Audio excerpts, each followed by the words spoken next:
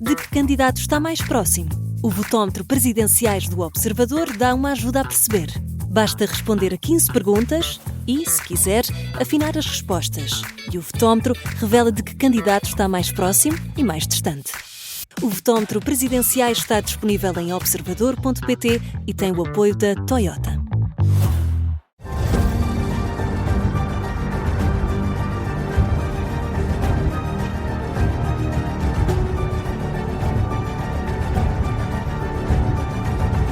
Este é o som do O Domínio da Guerra, sempre com o Major-General Arnon Moreira. Bom dia, General. Muito bom dia a todos. Bem-vindo, bom ano. Esta é uma edição especial do nosso Domínio da Guerra. É o 3º aniversário do nosso programa. 3 anos. 6 de janeiro de 2023. Mais de 150 programas. Isto tem sido uma alegria.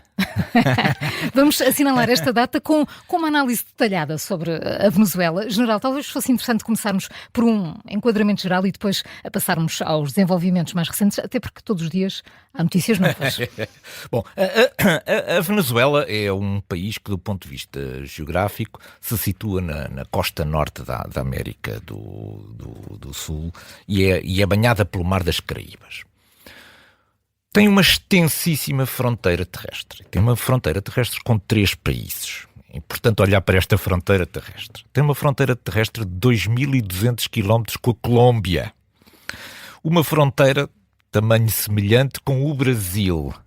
E uma fronteira um bocadinho mais pequena, ainda assim de 700 km, com a Guiana. Estas fronteiras terrestres estão sujeitas aqui a aspectos muito interessantes. Primeiro porque a fronteira com a Colômbia é muito permeável.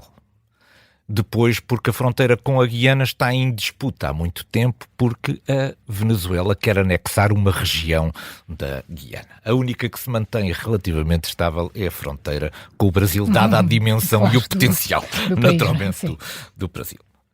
A fronteira com a Colômbia é uma fronteira importante aqui para a nossa análise geopolítica, porque a Colômbia é o maior produtor mundial de cocaína. Em 2023, cerca de 2/3 da área de coca cultivada em todo o mundo estava na Colômbia.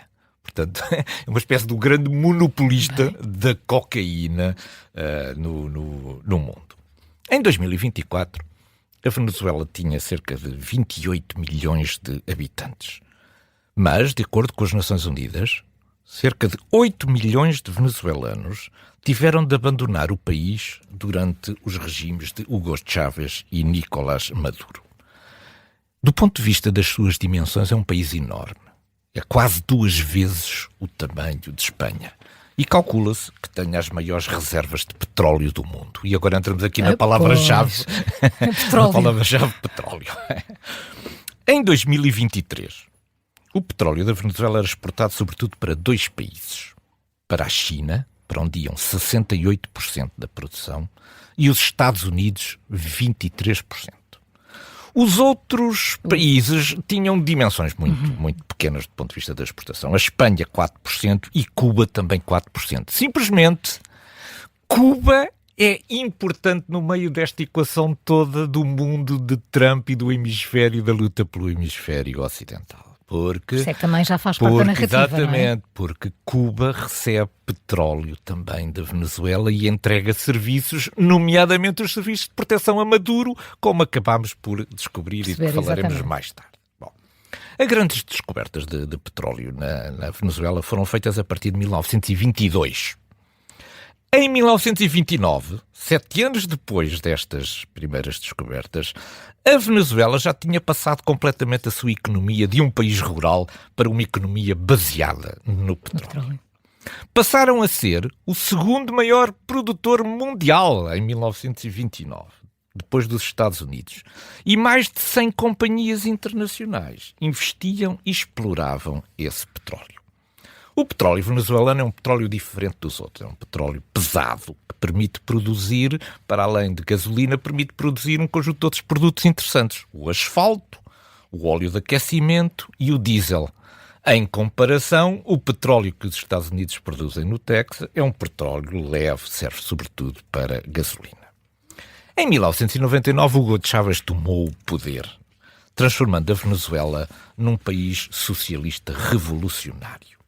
E em 2007 nacionalizou as empresas petrolíferas que operavam no país, entre as quais muitas empresas norte-americanas. E tomou o controle da companhia estatal, que é a PDVSA, e transformou-a numa espécie de máquina de distribuir dinheiro em favor das suas teorias revolucionárias. Isto é, em vez de investir na produção, investiu na distribuição do dinheiro gerado aos militares. Os técnicos da empresa foram todos afastados e começou a decadência desta empresa. Relembramos que a Venezuela era o segundo produtor mundial de petróleo. Era o segundo produtor mundial. Em 2013, morreu Chávez e sucede Nicolás Maduro e a situação de produção de petróleo acelerou a sua decadência. Vejamos estes números que são importantes. Hoje em dia, a Venezuela produz cerca de 1 milhão de barris de petróleo por dia. 1 milhão por dia. Isto só representa, hoje em dia, 0,8% do total de petróleo produzido no mundo. 0,8%. Hoje a Venezuela produz menos de metade do que produzia em 2013, quando Maduro assumiu o poder. E menos de 1/3 do petróleo que produzia no início da Revolução Chavista, que eram cerca de 3,5 milhões de barris por dia. Portanto, estamos a ver a decadência que sofreu a indústria petrolífera da Venezuela nestes 26 anos da Revolução Chavista. O socialismo revolucionário é ótimo a dar cabo de tudo, até da galinha de ovos de ouro da Venezuela. Bom, desenvolvimentos mais recentes. Quando Trump tomou posse em 2024, em janeiro de 2024, em 2025, portanto, as suas primeiras afirmações da política internacional não pareciam incluir a Venezuela. Falou do Panamá, do Canadá, da Groenlândia, enfim, são as grandes parangonas que nós nos lembramos deste Sim, sim, a Venezuela não estava... A questão da Venezuela chegou mais tarde, à boleia de uma ordem executiva de 20 de janeiro de 2025, que passava a designar algumas organizações criminais e cartéis de droga como organizações terroristas internacionais. E entre essas organizações estava um gangue venezuelano chamado o Tren de Aragua. Este decreto de 20 de janeiro de 2025 é fundamental para perceber agora todos estes desenvolvimentos. Porque, sendo organizações terroristas, o Presidente passou a ter constitucionalmente um conjunto de uma liberdade de ação estratégica que não tinha antes. Portanto, o que é que Trump fez? Em vez de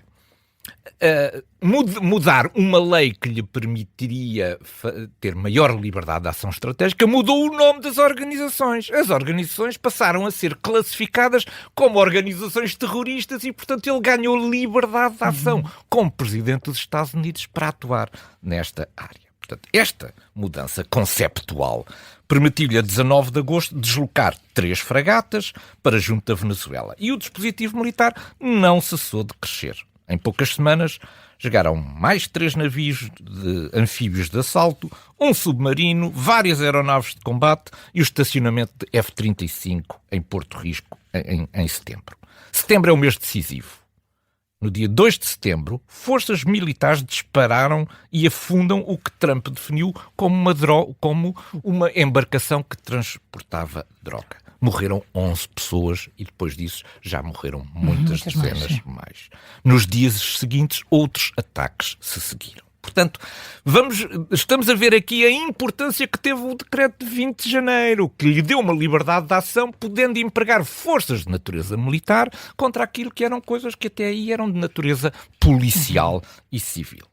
Em 24 de outubro, Exet mandou o porta-aviões Gerald Ford juntar-se ao grupo aeronaval, chegou às Caraíbas a 16 de novembro e era evidente que a pressão militar tinha que conduzir a uma ação de natureza militar qualquer. Não talvez uma invasão, porque os 15 mil soldados presentes não eram suficientes para invadir a Venezuela, mas havia aqui já potencial para várias opções possíveis. No dia 11 de novembro, portanto, perante esta pressão toda, Maduro anunciou a mobilização de tropas e voluntários. E chegamos ao início de janeiro com o dispositivo aeronaval pronto. a intelligence toda recolhida e a ordem de operações aprovada. O plano de operações Absolute Resolve foi mantido em segredo e nem sequer foi divulgado ao Congresso. Na madrugada de 3 de janeiro, eram 2 da manhã em Caracas, começa a cidade a ser explodida, a ser sacudida por explosões. A eletricidade é cortada, as defesas aéreas são neutralizadas, cerca de 150 aeronaves de combate entraram no espaço aéreo venezuelano. A baixa altitude entraram também um conjunto significativo de helicópteros que transportam a Força Delta, que é a Força de Operações Especiais, que vai sequestrar Nicolás Maduro e a sua esposa. Serão extraídos nesses helicópteros da Venezuela e conduzidos depois através de um conjunto de escalas até Nova Iorque, onde já foram presentes a tribunal. Bom, mesmo sendo cirúrgica do ponto de vista da dimensão geográfica da operação, foi uma grande e complexa operação militar. Ninguém mais no mundo teria capacidade de executar uma operação desta envergadura. Mas que teve ajuda, general. Teve ajuda que faz parte da missão de facilitação de toda a operação de natureza militar, em criar as condições necessárias para facilitar essa operação. Bom, eu destaco aqui alguns aspectos importantes nesta operação. O trabalho minucioso de intelligence, que foi não apenas a recolha de informações, como o treino das forças, fizeram uma miniaturização do sítio onde estava Nicolás Maduro para treinar as forças, a abertura do corredor aéreo, não funcionaram as defesas aéreas instaladas, tinham baterias S-300 russas que não funcionaram, não houve mortes por parte das forças americanas e cerca de 32 cubanos terão morrido no ataque, o que significa que Nicolás Maduro já não confiava nas suas próprias forças para a sua segurança pessoal. Portanto, eram os cubanos que garantiam a segurança pessoal de Nicolás Maduro. Depois veio a época no dia seguinte começaram as justificações, isto é, os Estados Unidos tiveram perante a comunidade internacional que explicar o porquê desta extração. Do discurso de Donald Trump é impossível extrair qualquer coisa. É impossível, é caótico aquele discurso, é impossível, ele muda 3 vezes de assunto na mesma frase e, portanto, é impossível descobrir qualquer coisa. Quem teve a missão de trazer alguma luz sobre isto, uma narrativa, foi o secretário de Estado, Marco Rubio. Bom, Marco Rubio trouxe 2 grandes ideias, digamos, para isto. Primeira ideia, não foi uma invasão, não houve uma invasão, uma vez que não há presença de forças militares norte-americanas agora na Venezuela. Portanto, não foi uma invasão militar. E depois não estão em guerra com a Venezuela. O que estão em guerra é com o narcoterrorismo. Portanto, está aqui, digamos, toda a construção agora da narrativa norte-americana é esta. Portanto, isto não foi uma operação conduzida pelos militares, mas contra organizações narcoterroristas e aquilo que os Estados Unidos consideraram que era a cabeça destas organizações, o próprio Nicolás Maduro. Bom, 3 aspectos mais recentes sobre isto. Primeiro, Trump insiste que os Estados Unidos controlam a Venezuela. E governam, sim. Depois, é anunciado um plano em 3 fases para a Venezuela. É a fase da estabilidade, da recuperação e da transição de poder. A democracia não está prevista, mas aguardamos com bastante interesse a reunião que pode haver de Corina Machado com Donald Trump. Vamos ver se Donald Trump reserva algum papel especial para Corina Machado neste futuro e nesta transição. O que é certo é que a intervenção dos Estados Unidos na Venezuela suscitou as mais variadas reações na comunidade internacional. O que pensam, por exemplo, as Nações Unidas, a Europa, Moscou ou até Pequim sobre estes acontecimentos e o que podemos esperar a partir de agora, General? Pois, muito bem. Bom, as Nações Unidas foram rápidas a reagir, seguraram-se, sobretudo na Carta das Nações Unidas, e citaram um conjunto de frases que estamos habituados a ouvir nas Nações Unidas. Os Estados não devem ameaçar nem recorrer ao uso da força contra a integridade territorial ou a independência política de outro Estado. Ora, isto é bonito de ser dito, mas isto não é praticado em lado nenhum. Isto é, quando se faz uma sanção de natureza económica, o que eu estou a fazer é exercer pressão política sobre um Estado, e toda a gente faz isto. Portanto, isto é um excelente princípio, só não é praticado, como se tem visto grande parte dos princípios da Carta das Nações Unidas. Mas talvez mais interessante seja olhar para a questão da Rússia. Nicolás Maduro era um grande aliado de Moscovo, e Moscovo sentia-se confortável com aquela presença no Mar das Caraíbas de um aliado. Já tinha Cuba e agora, há 20 e tal anos, tinha o regime de Maduro. E, portanto, para a Federação Russa, perder naquela zona um aliado é uma perda muito significativa. Para além disso, isto é numa altura em que a Federação Russa procura assegurar os Estados Unidos nas negociações da questão da Ucrânia. Isto vem em má altura, porque isto veio trazer aqui um conjunto de incidentes de natureza diplomática, de declarações, etc., de posições políticas que colocam a Rússia num campo oposto ao dos Estados Unidos. Isto é, há aqui uma certa hostilidade em relação a este assunto. E esta hostilidade até pode, eventualmente, beneficiar a Ucrânia. Mas a Ucrânia tem uma coisa a perder. É que agora a nossa atenção ficou dispersa com a Venezuela e já ninguém quer saber onde é que estão as linhas de contacto e o que é que aconteceu a Pokrovsk, etc. E esta noite Kiev foi outra vez atacada, Portanto, depois ainda houve a questão do petroleiro, que foi abordado pelos Estados Unidos, não obstante, aparentemente, ter mudado de bandeira e pensar que se sentia protegido por ter uma bandeira russa pintada no casco. Não serviu de proteção, mas é mais um elemento de dissensão entre a Federação Russa e os Estados Unidos. Depois a China. A China, através da porta-voz, aquela porta-voz, Mao Ning, que é a porta-voz do Ministério dos Negócios Estrangeiros, coloca sempre um ar muito sério e zangado nas suas declarações. E veio dizer que a China não aceita que haja interferência naquilo que são os seus assuntos e os assuntos de outros países na Venezuela. Isto é, ela não quer sentir-se prejudicada nisto. Mas a China é, digamos, o ponto central de toda esta atuação de Trump, que Trump tem prevista para o continente americano. É tirar a China da América, sobretudo da América do Sul. Na Europa ninguém quer irritar os Estados Unidos e, portanto, o que os europeus andaram a tentar fazer foi pronunciar-se sem se pronunciar sobre o assunto e, sobretudo, procurarem não caracterizar a ação dos Estados Unidos. Isto é, não dizer se os Estados Unidos foram ou estiveram dentro daquilo que é o direito internacional ou se, pelo contrário, violaram. Foi uma discussão a que os Estados da Europa procuraram fugir.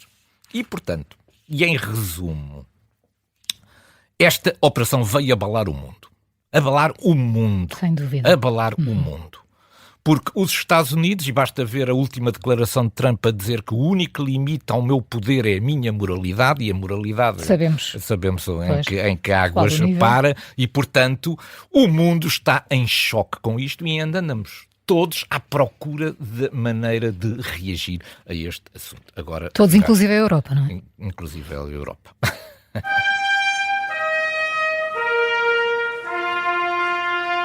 A administração Trump e o próprio presidente dos Estados Unidos afirmam publicamente que controlam a Venezuela e que o governo de Caracas fará o que lhe for ditado, mas quem ouvir Darcy Rodrigues, a antiga vice-presidente de Nicolás Maduro e agora presidente interina, reconhece imediatamente as mesmas frases e teorias revolucionárias do chavismo.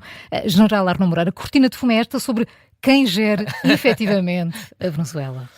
Pois, é que quem ouça Trump diz que quem gera a Venezuela são os Estados Unidos da América. Bom, mas quem ouve Darcy Rodrigues, o que ouve ali é um conjunto de frases que são aquelas frases do chavismo. É preciso ver que Darcy Rodrigues tem 55 anos, é advogada de formação, e ocupa cargos de elevado relevo na Revolução Chavista desde o tempo de Hugo Chávez. Ela foi inclusivamente ministra dos Negócios Estrangeiros entre 2014 e 2017. Bom, o que Trump vem dizer e os assessores de Trump, Stephen Miller, vêm dizer é que os Estados Unidos controlam a Venezuela. Isto é, a liberdade de ação estratégica do governo venezuelano foi reduzido e está dependente dos Estados Unidos. E está dependente através de uma linha que se chama petróleo.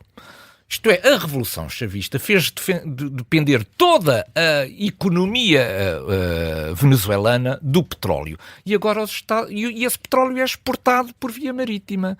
Ora, se os Estados Unidos impõem um bloqueio naval à Venezuela, esse bloqueio naval vai afetar a forma como se podem produzir, gerar rendimentos na Venezuela. Portanto, estas frases todas que ficam bem a uma revolucionária como Darcy Rodrigues, ficam bem agora que é a presidente interina, vão acabar no final do mês, porque no final do mês deixa de haver as receitas que são o sustento, as receitas provenientes do petróleo, porque os Estados Unidos têm um bloqueio naval sobre a situação. Portanto, os Estados Unidos o que estão a fazer é utilizar o petróleo e o bloqueio naval para controlar aquilo que são as decisões e a liberdade de ação estratégica do governo venezuelano.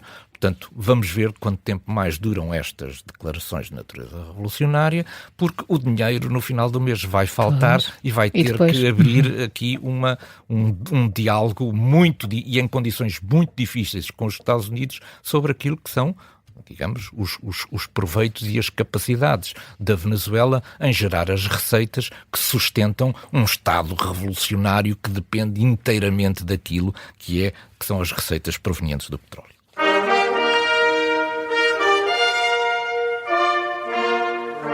O nosso ponto de mira foca-se hoje na Groenlândia e no insistente interesse dos Estados Unidos em integrar este território da Dinamarca debaixo da soberania americana. Marco Rubio já anunciou que irá à Dinamarca para negociações general. O que é que podemos esperar? Bom, este é um assunto a que voltaremos certamente depois da visita, sobretudo depois da visita de Marco Rubio. Mas há aqui 3 ou 4 aspectos sobre a Groenlândia que era importante começar desde já a alinhar. O primeiro é este. Os Estados Unidos querem a Groenlândia. Não querem acordos sobre a Groenlândia. Isto faz toda a diferença. Porque a Groenlândia sempre esteve no hemisfério ocidental e faz parte do conjunto de territórios protegidos no âmbito da Aliança Atlântica. Isto é, a questão da Groenlândia e da segurança da Groenlândia não é apenas uma questão da Dinamarca. É um problema da NATO enquanto organização, que envolve uma multiplicidade grande de países. Portanto, a Groenlândia não está, portanto, abandonada à sua sorte. A Groenlândia faz parte de um dispositivo que a NATO protege. Bom, se a NATO está em condições de proteger a Groenlândia, é a questão que agora está a ser explorada pelos europeus. Isto é, garantir a Donald Trump que a NATO tem em si condições para, através do destacamento de forças para a Groenlândia, tem capacidade de garantir aos Estados Unidos o nível de segurança que os Estados Unidos ambicionam. Pronto. Portanto, o que é que nós vamos assistir agora aqui? Vamos assistir aqui a 2 filosofias muito distintas e muito diferentes. É que os Estados Unidos vão ter que se definir. Se os Estados Unidos são uma potência imperial, os Estados Unidos querem a Groenlândia. Porque os impérios medem-se pelos territórios. A grandeza de um império mede-se pela quantidade de território que tem. E essa é também a visão de Trump. E essa provavelmente a visão de Trump. Não a visão, não uma visão que possa ser defendida na comunidade internacional, não é? Com o direito internacional, mas é a visão de Trump. É a posse. Ele, aliás, julgo que ontem falou no termo propriedade. Não é a mesma coisa garantir a segurança da Groenlândia ou ter a propriedade da Groenlândia. Isto é, os Estados Unidos... Ele quer ser dono Quer ser o dono da Groenlândia. O que os europeus estão a tentar fazer é dizer a Donald Trump que ele já tem lá as bases militares que tem. pode ter mais bases militares se quiser. Os europeus estarão disponíveis e a NATO estará disponível para reforçar a sua presença na Groenlândia através de exercícios, de destacamentos de forças militares, etc. E, portanto, de garantir também contribuir para a segurança dos Estados Unidos. E, portanto, o que nós vamos assistir, isto é importante, e vamos trazer isto aqui no nosso, para outros programas, é de que lado se vão colocar os Estados Unidos. Do lado da questão da segurança, para a qual podem ter uma segurança de natureza cooperativa com os outros países da NATO, ou do país que renasceu imperialista e que se preocupa com a dimensão do seu território, para o qual a bandeira dos Estados Unidos sobre a Groenlândia é um aspecto fundamental. Vamos ver no que está. General Arnaud Moreira, muito obrigada por mais um Domínio da Guerra e parabéns por estes 3 anos de emissão. Tem sido fantástico. É sempre um gosto tê-lo connosco. Obrigada. Bom fim de semana.